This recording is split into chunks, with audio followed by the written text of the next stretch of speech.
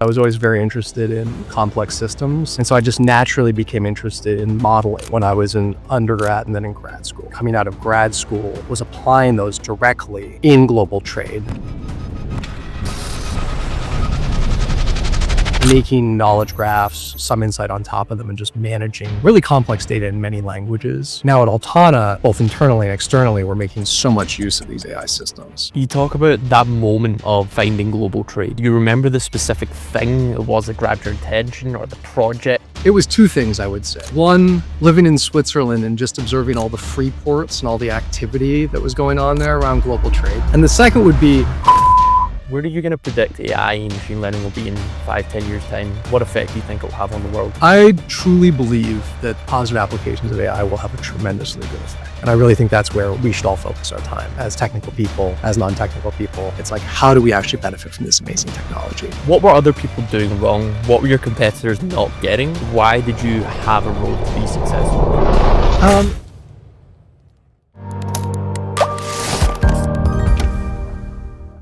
Peter, welcome to the podcast. It's nice to be here, Liam. Thanks for having me. I am really excited to jump into what you do, what you're building. I've been doing my research for a couple of days now, and it took a couple hours for me to get my head around what exactly you do and how it operates and how it works. But before we get into that, I want to know a little bit more about you. So I'm doing my research. You grew up in DC. You're studying international relations. You're learning French and Chinese, which French I will need your help with, by the way, because I've moved to Montreal and I'm terrible at it. You go to MIT, you graduate with a 4.9 out of 5. I have no idea what that means because I don't know the US education system. You join another company, it gets sold to the S&P Global. Then you start this company and you decide to solve globalization 2.0. What is it about you that makes you do these things? Yeah. First of all, I want to say I've really enjoyed the podcast. It's great to be here. So I grew up in, taking a step back, I was always most interested in complex systems and really understanding the world at scale. And so I grew up with those interests. I had both that deep interest in engineering, but also growing up in DC, that exposure to international relations, the international system, what really developed into a deep interest in what was happening globally. Frankly, I don't think I really understood what international relations meant when I was a child. I mean, even into my 20s, I'd say I think it's quite a deep subject, the nature of the international system. But um, I really was so when I found global trade or global supply chains or whatever you want to call it, it deeply married my two interests. I'd studied engineering, I studied international relations, I got masters in both. I was very interested in quantitative methods around these types of complex systems. For a while, I actually thought I might model, infrastructure systems and large scale city systems. And once I found this field, it really just grasped my entire attention. I was able to use my technical abilities. I was able to use my knowledge of global systems. I was able to use my languages. And that took me out of, finish up at MIT, going to Panjiva, where I spent 6 years there, where we were building out basically market intelligence systems and global trade. We sold that to S&P Global in 2018. Great outcome for everybody. And then we really thought to ourselves, globalization won't last. Let's build the platform to make globalization 2.0, to fix globalization. You talk about that moment of finding global trade. Do you remember the specific thing it was that grabbed your attention, or the project? Um, y- you know, it was two things, I would say. It was one, living in Switzerland and just observing all the free ports and all the activity that was going on there around global trade. I did one of my masters in Switzerland at the Federal Polytechnic there. And the second would be, I just really was interested in commodities, and I almost can't express to you why this was so much. I just really like, the global flows of oil, the global flows of metals, the global flows of, all of the basic raw materials that everything else is constructed from. And so I was always reading about that compulsively. Um, and that was sort of how I built up that interest. I wrote papers on it, I studied it. And then all of a sudden, I found that there was this whole opportunity to apply AI to build knowledge graphs, to build network representations of the whole global economy in a way that had not been done before. And that just pulled me in and I never stopped. Peter, I'm curious. You co-founded this over 7 years ago. I'm wondering what the vision was at that point and whether it's changed. I was under the assumption that it would be very different. Is that so? No, actually, the vision has remained incredibly consistent over the years. I mean, myself, my co-founders were uh, deeply motivated by a vision that we thought that globalization wouldn't last, that everyone would need a new platform to rearrange their supply chains, and that we would build that platform. And the reason that globalization wouldn't last would be one, geopolitical tensions, for example, and it's not the only example, but the US-China relationship was not sustainable with increased security competition, increased growth in both countries. Structurally as well, you could just see the whole global system fragmenting. Secondly, as a result of both these geopolitical tensions, but also just of increased natural disasters and other disruptions around the world, the whole assumptions around just-in-time sourcing and resiliency of the system were just no longer true. And so there was increased disruptions of just like the basic production of goods. I mean, COVID is a great example of this, where you have all sorts of disruptions to the flows of basic goods. And then, taking a step back, what this implies is then a huge change in policy where you see the countries and the companies adapting to a world where global trade is not just about free markets, it's about protecting domestic economies, security, and supply chains. And this fundamentally changes what was a more market-based activity to something that all of a sudden is now much more nuanced and much more complicated and requires a more sophisticated approach. With starting it, what were other people doing wrong? What were your competitors not getting? Why did you have a road to be successful? Well, I'd say that, and this has actually been a pretty greenfield opportunity in its holistic vision. And the reason for that is very much what I'm saying. I mean, there are historical systems and new systems in this place, of course. You might see individual systems that'll do something like, calculate tariffs, or they might do something like help with understanding multi-tier supply chains or dealing with risk. But what really was fundamental is we thought all these things needed to be in the same platform, and they need to have collaboration features so you could actually not you construct as much as possible and do as much as possible with technology, generally AI, just because it's what's needed to handle the hundreds of millions of connections, the billions of underlying records that you're using to do this, but that fundamentally you would need to unify everything into one platform. And this one platform would then serve this need. And I would say that really the reason such a system didn't exist before is twofold. One, the global system was easier to manage because it wasn't fragmenting. And two, AI has made the type of system we're building possible. It makes it possible to construct the underlying massive network representation of the world we've constructed, understanding, and I won't get too deeply into it and answer just this question, but constructing this massive understanding of all the facilities, their relationships, the underlying records that are the evidentiary basis, and making an understanding of the economy at scale. And secondly, then that allows all the collaboration, the triage on top of it, again, often using AI systems to say, where should corporation or government spend their time and how do they manage their understanding of this massive complex system that is the global economy. And so it's those two factors that are now possible that were not possible before AI that really have empowered our platform. And I don't mean just generative AI, all this. Yeah, in general. You talk about the global system and global trade fragmenting. I think of Brexit, I think of COVID, I think of Ukraine, Russia, I think of Israel, I think of Somalia, I think of different things. Is the world continuing to fragment? Is it accelerating in its fragmentation?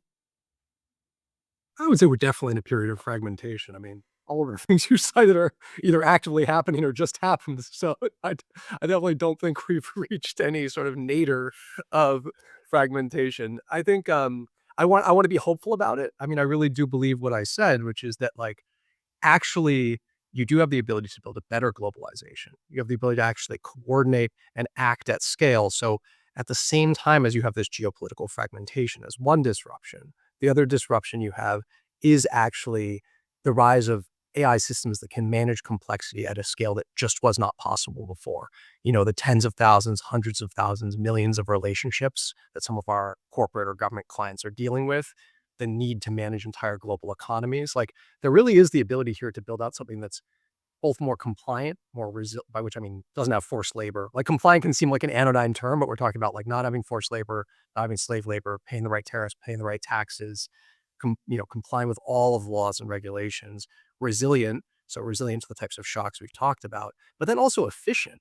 And I really like, I'm not like a have your cake and eat it too all the time kind of guy, but it's like fundamentally because everything was just generally understood one tier out, everybody didn't have a global understanding. There's a lot of inefficiency to cut out. So there is a better globalization to be built. And so you have this fragmentation, but you also have the opportunity for something better. With this, like, something that comes up in my mind is that your business sort of thrives on turbulence. As these events continue to occur, more people need your system. Am I correct in saying that?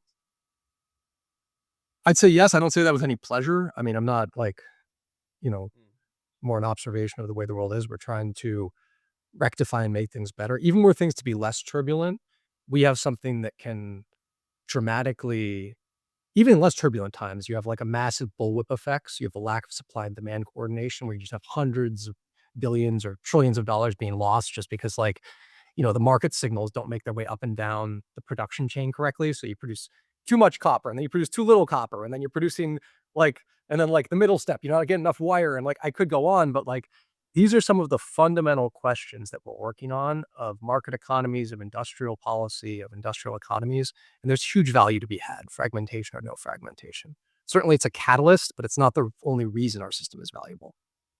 Got you.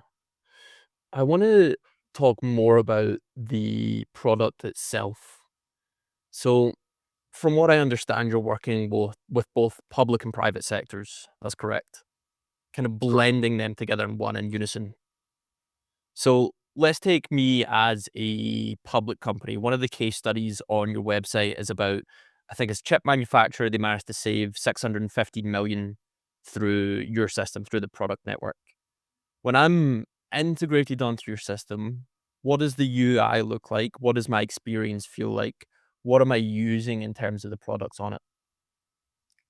Yeah. So I'll speak first to the private sector experience, then I'm also happy to speak to the public sector experience. So in the private sector experience in general, just taking a step back, what are you going to know as the corporation?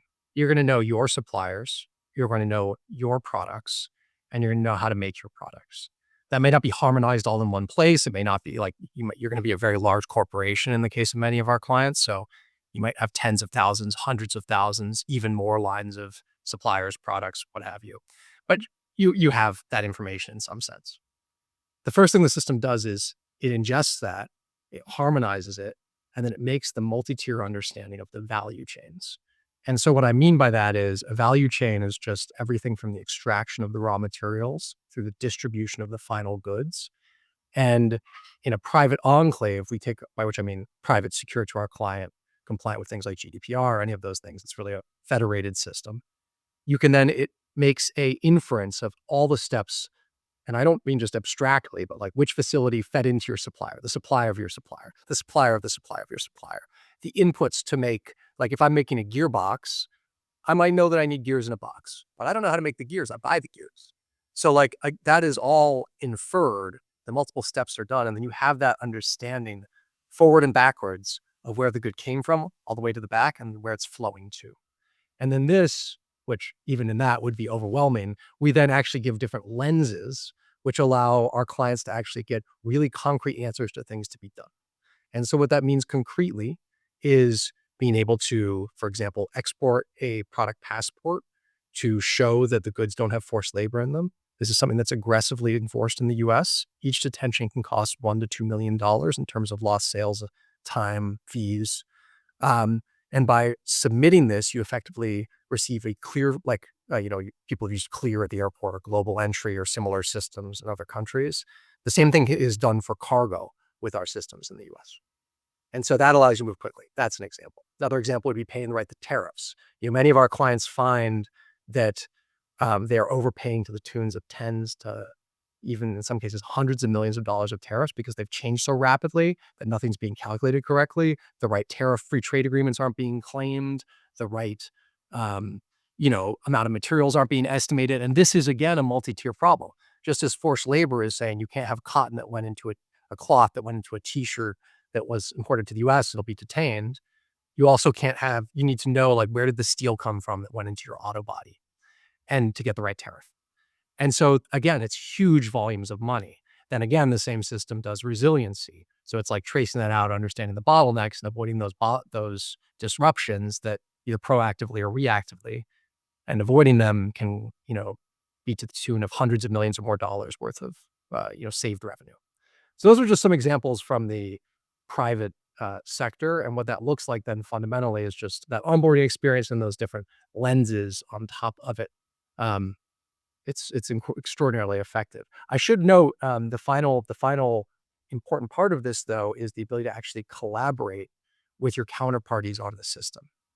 And so what I mean by that is you're actually able to then engage with your supplier or with the buyer of your product or with the government and actually get the information you need from them for the system itself.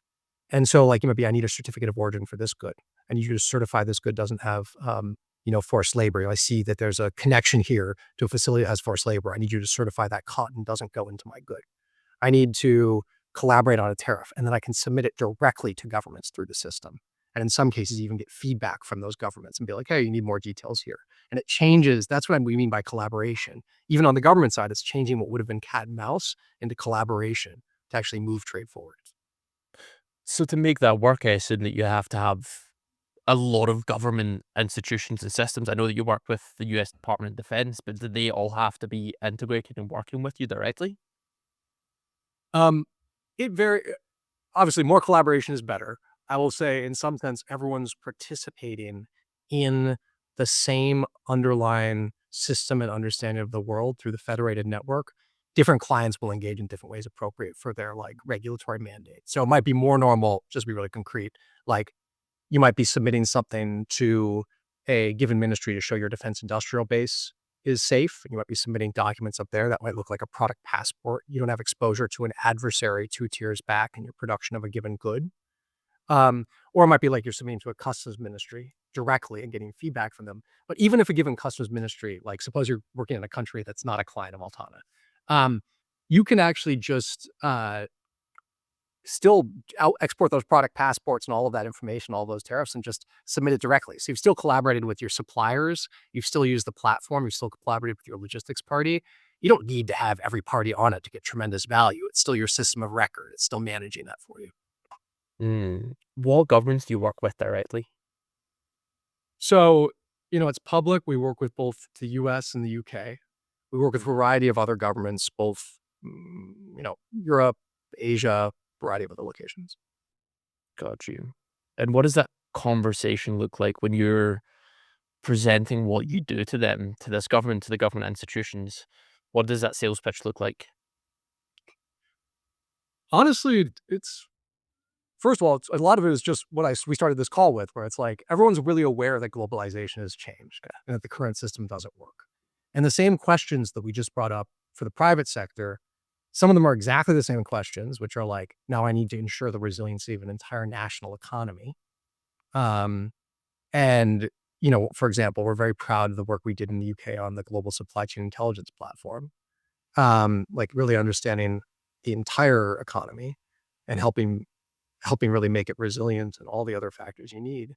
And then you might also just like be, and that's just resiliency, but you also be the regulator, right? So you need to enforce the right tariffs. You need to have sustained industrial policy. You need to make sure your defense industrial base can continue producing in the event of a conflict. You need to have everything that goes into economic security extremely broadly writ. And then you also need to, and we're very proud of this work as well, help stop illicit trade. And so the same types of like analysis that you might do to actually promote licit trade and be like, great, I love a system that allows my importers and exporters who are compliant to move quickly. My dual mandate is trade compliance and trade facilitation. Like I want to facilitate, I want to move goods. Peter, so something we have touched on but not spoken about enough is the real boots on the ground impact that you're having. I think two things that make this really tangible is the impact that you're having on forced labor and the impact that you're having on counter narcotics. So let's start with forced labor. Talk to me more about that.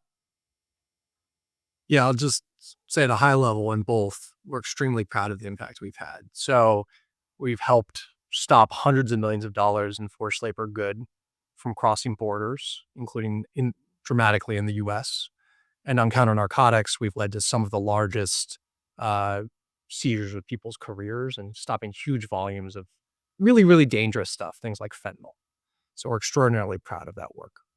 In both cases, it's fundamentally a multi-tier question, by which I mean to really handle it well involves understanding and then acting upon the multiple steps in the production of goods or the value chain. I just mean the supply chain, just really broadly written. And so in the forced labor context, what that looks like is being able to use a massive underlying network representation or map or knowledge graph of the world to understand those connections, where the forced labor goods, say forced labor cotton, might be entering into a given supply chain, and then helping on the public sector actually investigate and stop that from happening. We're very proud, for example, ever work with CBP here in the US around the Uyghur Forced Labor Prevention Act.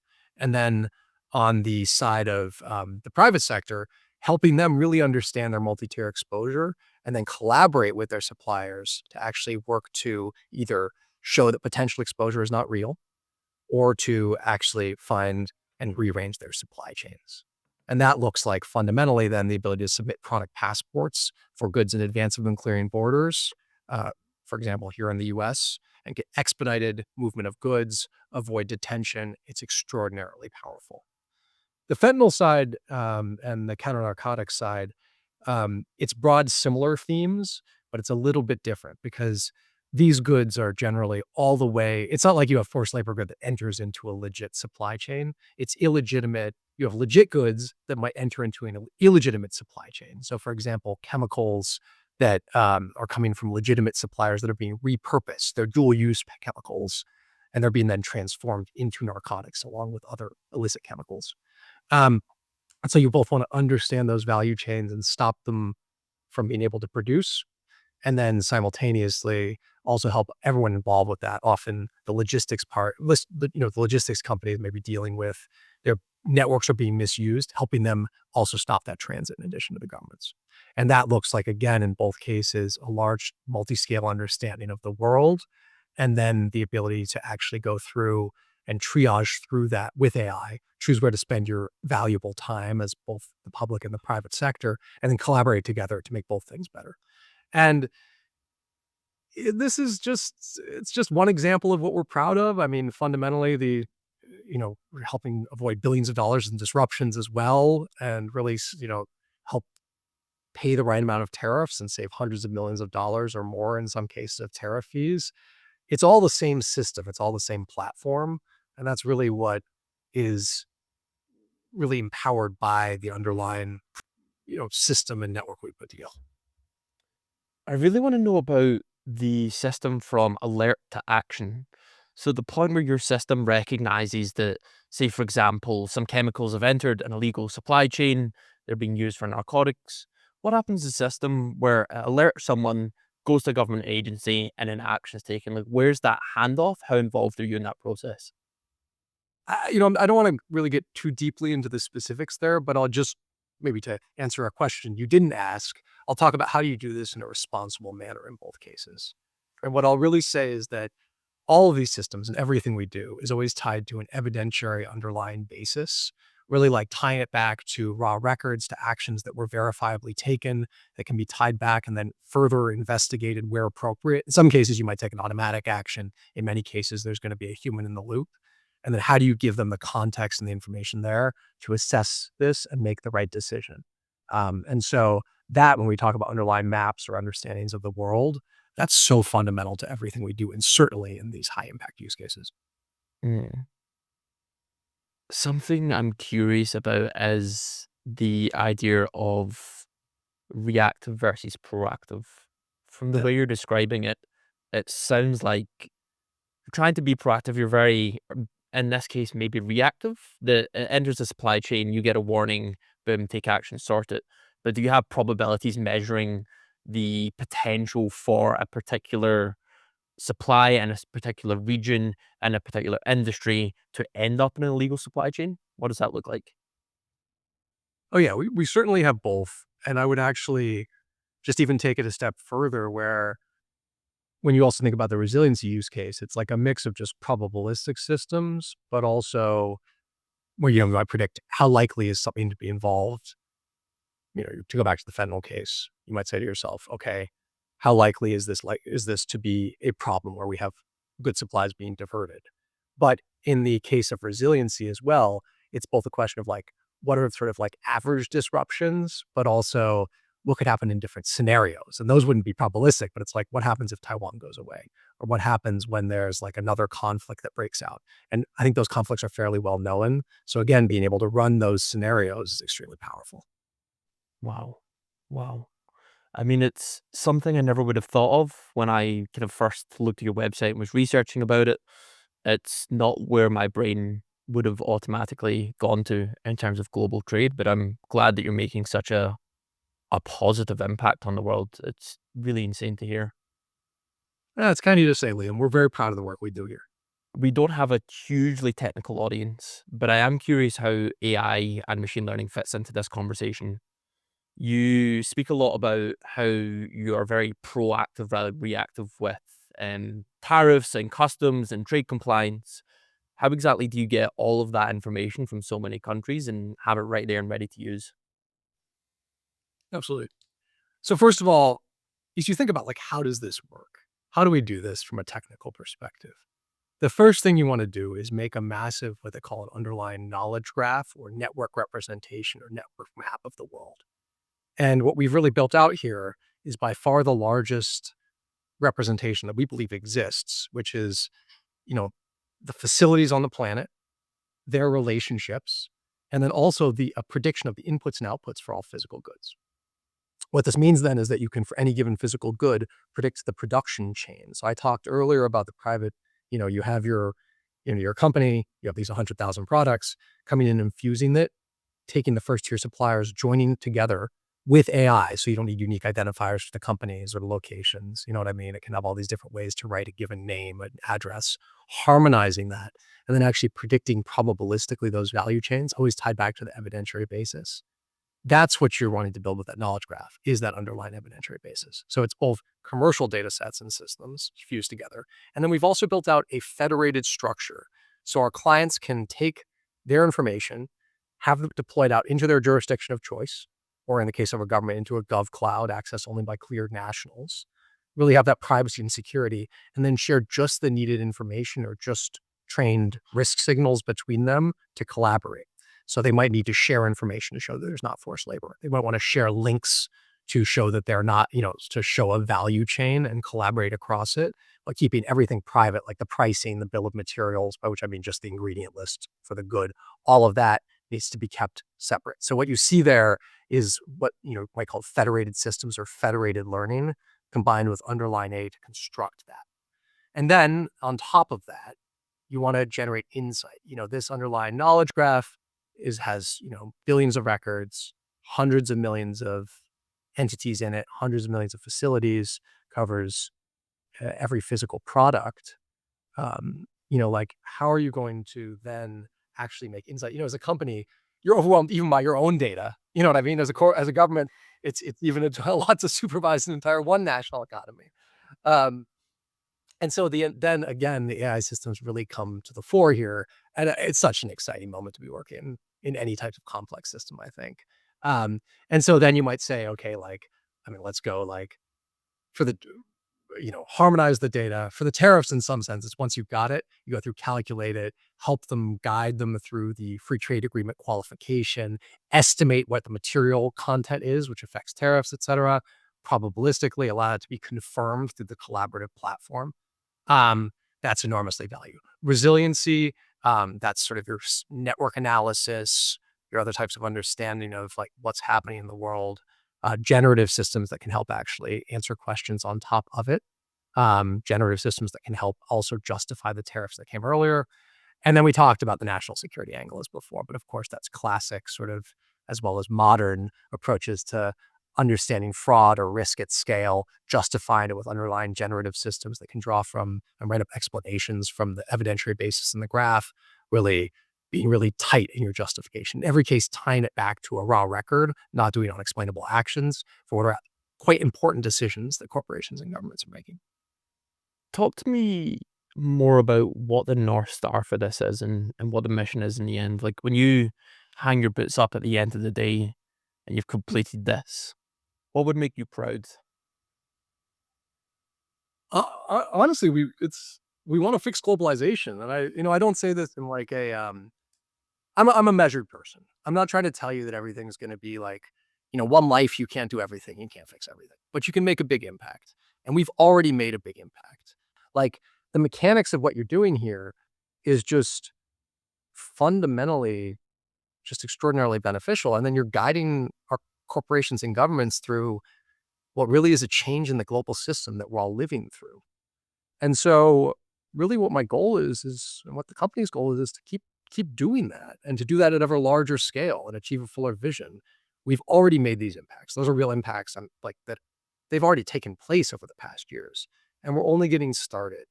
And so, yeah, it's not like we're going to make everything perfect, but we can make things so much better. And I'm excited to keep working on those subjects. You're obviously incredibly passionate about this yourself, and you've obviously got a great team that you work with. I'm curious, are you involved in the hiring process still? Yes, I just like get involved in the hiring process. Well, How do you find the right people? You're obviously so integrated with your mission and what you're trying to do. How do you find people that are as passionate about this as you are?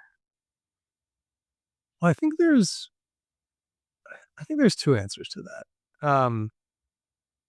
One, there's a lot of people that when you explain the vision to them, they get really excited by it. Some because they already knew it. We have a lot of people at the company who have international experience, and sort of see or saw some of the same things we saw. We're really excited to help fix it, or they've seen some of the harms or some of the opportunities that really draws people to us. Um, Also, I think even if people aren't familiar with those things, if they have a strong sense of ownership and want to make a difference, just once you explain the vision, it really does draw people in because they're like, "Oh, this is actually very different from some other applications that might seem a little more like like, oh, it's just I actually don't really want to talk down other applications, but like this is something where you're like making concrete difference in the physical economy, in the real world at scale. You're testing yourself and you're making huge impact. And so that really draws people in. And then the other thing culturally, we're of course looking for is just extremely strong ownership and wanting to be at a Series C company. We've raised a lot of money over the years. We're very grateful for the support. We're extremely well capitalized to go off after this vision. Um, it's about 200 million in the last round. Um, and there's still so much to do. You know what I mean? It has to be someone with the strong ownership who really wants to go after this and wants to use all the most modern tools to do it. Talk to me about those funding rounds. 200 million raised to date. Is that correct? No, it's a good deal more than that. It was just 200 million just in last round in the series, Okay. which brought us up to 1 billion in valuation. Okay. And from here on out, what is the plan with financing in terms of like increasing that capitalization? And I don't want to get too deeply into that on this podcast. I'll just say that we're extremely well capitalized. We're doing very well, and we're really ripping here. And so I think we're looking forward to a bright future. I would say that bet it turns out that global trade and AI are two pretty hot topics, and there's it's a real opportunity to drive it forward, and we're excited to continue driving it forward. Peter, I want to know a little bit more about your background in AI and machine learning. Tell me about how you first learned about it and how you built your kind of knowledge and experience over time. Absolutely. So, I talked about it earlier, but I was always very interested in complex systems. And so I just naturally became interested in modeling when I was in undergrad and then in grad school. And what that looked like is deep interest in sort of modeling infrastructure, modeling cities, obviously probability and statistics, This is a while ago, so we didn't have the modern generative systems we have right now, but a deep attempt to understand and make sense of the world at scale. So really enjoyed that. And then coming out of grad school was applying those directly in global trade. Sort of as I mentioned before at Panjiva, really making knowledge graphs, some insight on top of them, and just managing really complex data in many languages at scale there. And now at Altana, both internally and externally, we're making so much use of these AI systems. What I mean by that fundamentally is both, of course, like everything from more classical machine learning through modern generative systems to really make sense of all of the data and all of the information, all of our client needs we talked about. But of course, also agentic systems to code to produce the product, all of that. And so really, it's been my whole career in AI applied, I would say, like largely in this space. And I count myself extraordinarily blessed I've had this opportunity. Agentic systems to code. Talk to me more about that. Yeah, I mean, it's I think it's the same thing that many of your listeners are either heard about or are using, but we're talking systems like Cloud Code, Codex, Cursor, all of the modern systems that really fundamentally are about the ability to really have as much of the coding be done by agents as possible and really increase product velocity, really increase value for the client. Hmm. Are you pretty in the weeds with this? How do you spend and separate your time? How much is spent on the technical aspects? I know that you're the chief science officer, so I'm curious about the different hats that you wear on a day-to-day basis. Yeah, no, I'm very deeply in both the usage of the current tools and the trialing of the new one, and then their application in product. So I'm still actively coding. I'm still actively producing. I mean, actually, this whole morning before we talked, I was working on the matters around tariffs. So I'm still actively just producing a large volume of just systems analyses, machine learning models with these tools and in the product. And I do consider myself pretty lucky. What's really impressing you right now? What do you think's overhyped? Um, I mean, honestly, the modern agentic coding systems are so good, like Claude Code, Codex, like each has its strengths and weaknesses, but I'll just say they are so impressive. I think if you're not using those tools, I would encourage you to, even if you're not a coder. It gives you a sense for what's actually happening with AI. It's just these tools, now I'm producing, it must be 5 to 10 times as much in the same amount of time as it was before. Like I've cut my travel short because we're producing so much here. It's just it's just crazy, man. And so that I think is still underhyped in the general population. I don't think it's underhyped in sort of the Bay Area bubble or those in tech, but it's just the impact there is just whatever people think it is, if you haven't used it, it's more. That's what I would say. Um, Mm. I still think that there's like, um, I don't want to be too maximalist with it right now. There still requires a lot of supervision and a lot of you have to check it, but it's sort of as if you're managing team members at this point. And so the full maximalist vision that some people may have heard of, I don't think we're all the way there yet. We will get there. Mm. I want to know a bit more about your opinion and your hopes for AI and machine learning. You obviously have a very positive application of this problem that you're trying to solve, but where are you going to predict AI and machine learning will be in 5, 10 years' time? What effect do you think it'll have on the world? I truly believe that the positive applications of AI will have a tremendously good effect. And I really think that's where we should all focus our time as technical people, as non-technical people. It's like, how do we actually benefit from this amazing technology? Certainly there's our application. It's like to understand the world at scale, we're only getting started. Like other generative systems of networks, really understanding everything happening at all times at scale, unlimiting bullwhip effect, stopping, all the bad effects we talked about, protecting the environment at the same time, producing more, like avoiding shortages, all of that. Like it's a tremendous opportunity to understand a complex system. But taking a step back from our own system, it's like medicine, mathematics, fundamental questions of science. Um, we have so much work to do. And I really do believe that we can, for example, cure cancer, fundamentally change our relationship with disease, fundamentally increase our ability to go into space, to operate well there. I could go on, but like these are the types of things that I would encourage anyone listening to this podcast. If you are thinking about what you're going to do, work on those subjects. Like that's where the future is, not on maybe some of the more social applications or things there where it's like, are you at the end of your life? What are you going to be proud of what you did?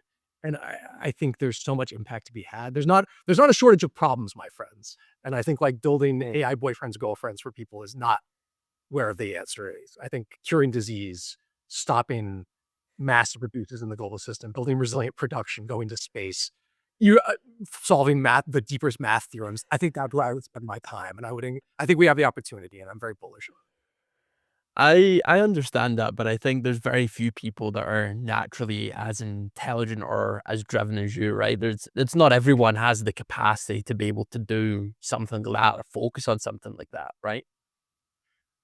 I don't really believe I don't believe that. Obviously, I'm passionate about what I do, but, like, really, so much of these systems are about agency now, where it's, like, actually daring to think big, daring to work on it, and all of the things I've talked about don't just take technical people. They take business people, they take operations, they take all of that. They take lawyers, they take accountants, they all of those things need that investment, and AI really can help with those jobs and then also, like, help make it possible to research those subjects and then have all those other team members. So I really do think it's like those complex systems are gonna need the best people working on it from a variety of fields. I don't think people should feel limited because they're like, "Oh, I didn't study AI or I didn't do this," or, it's like, no, like, what it really is about agency as people, as a species, and driving towards these hard problems. Mm. You kind of touched on the social aspects. You mentioned the whole AI boyfriends and girlfriends.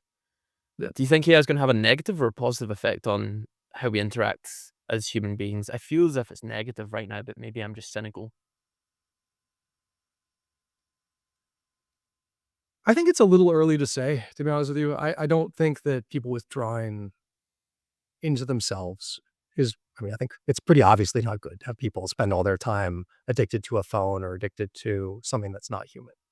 At the same time, I think there's lots of potential positive applications of things like AI to help with, talking through issues. I think that a lot of people don't have access to tutors or therapists or other items there. So if done safely, and I really should emphasize that, especially in like the therapy or the medicine case, it needs to be done safely and correctly. In the tutor case, maybe it's a little bit like it's a little bit less dangerous. I think there's tremendous opportunity to really make democratize people's access to services that have a social component that they don't have right now.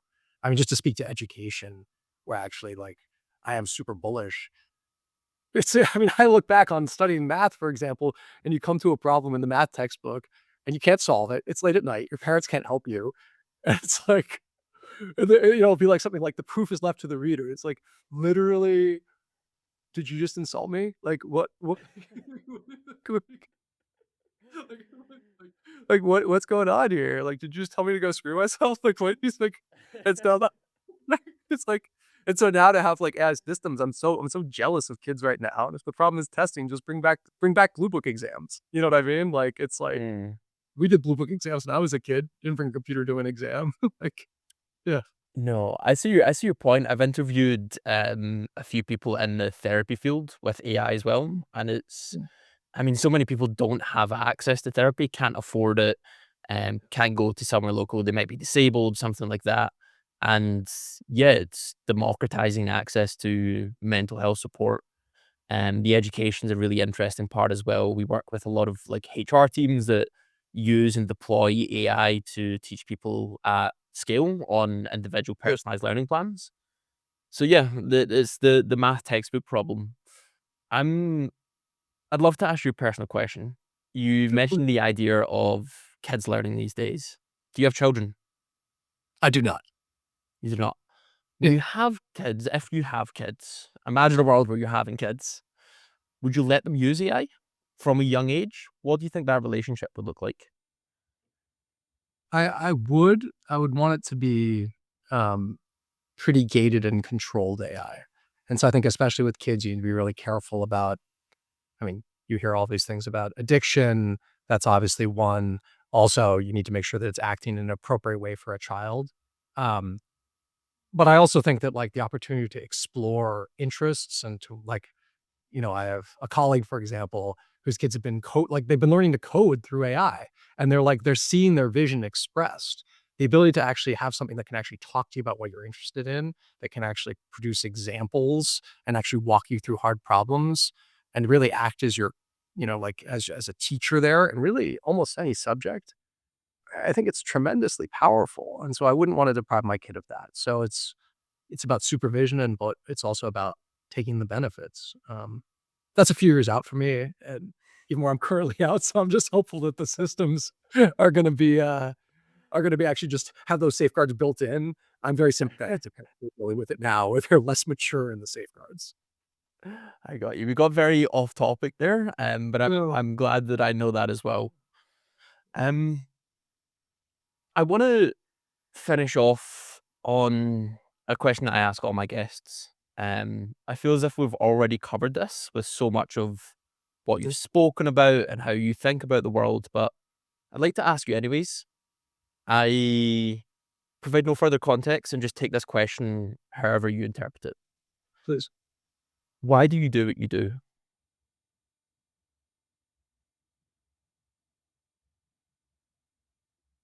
I think you only it's we talked about it earlier, but it's 2 things. It's one, you only have 1 life, and I really do wanna work on systems that really do build out. I don't mean this in a hokey sense, but, like, do build out a better world. I think we can do it. I've come from a line of engineers. It's not like you solve every problem, but it's like you make progress. And I just want to keep working, making progress. And this field, having grown up in DC and knowing the things that I know, this is the field where I can make progress. We've made a ton of progress. I'm going to keep making progress. The second would just be intellectual interest. And it's something innate to me. I just love understanding what's happening and really pressing myself on, can I understand the world at scale? Can I understand what's happening in a complex system? And this field, it just grips me. And that, like, what is the thing that does that? It's AI. The ability to actually become ever more skilled at managing a complex system and to bring that to our clients, to bring that to our underlying system, to build up that, ever fuller understanding of all the physical activity on the planet, the production activity, I mean. It's just incredibly gripping. And how do you do that technically? The specifics, the diving into the modeling, the diving into the underlying representations, and just all the advances we're making right now. It's just, honestly, I feel very lucky to be alive. Awesome. Peter, thank you for sharing. I appreciate you coming on the podcast. If people want to learn more about you or what you do or who you are, how would they go about finding that information? Just go to altana.ai. I mean, that's really where it covers everything we do here. I'm not I'm on LinkedIn. I'm not necessarily a huge social media guy. I'm also on X, so you can find me there as well. But, the best way is just honestly just to engage, and I'd encourage you, please reach out if this interests you, and if we can, I look forward to talking more. Awesome. Peter, thank you so much. Appreciate your time. Thank you, Liam. Appreciate you.